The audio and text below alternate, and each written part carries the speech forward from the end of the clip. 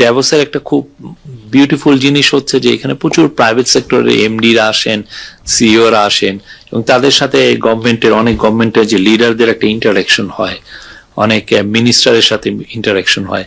এই এমডিদের সাথে অনেক সময় এমনও হয় যে ড্যাভোসের যে রুমগুলো, ছোট ছোট রুমে এই খুব ইম্পর্টেন্ট আলাপ হয়, অনেক ধরনের ডিল মেড হয়।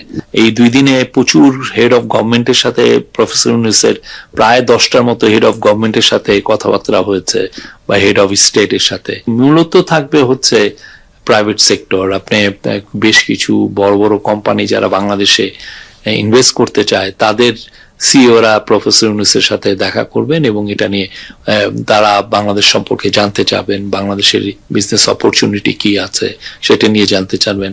আমাদের তরফ থেকে তো বারবার আমরা বলছি যে বাংলাদেশ এখন নাও রেডি ফর বিজনেসের সেই ক্লাইমেটটা তৈরি হয়েছে।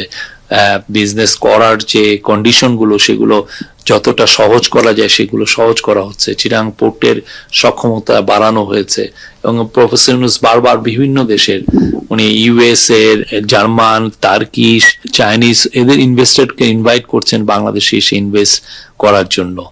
মূল মেসেজটা হচ্ছে যে বাংলাদেশ এখন তাদের জন্য প্রস্তুত, এবং বাংলাদেশকে এই যে ইয়াং যে পপুলেশন, তাদেরকে দিয়ে তারা Bangladesh can easily B another export hub.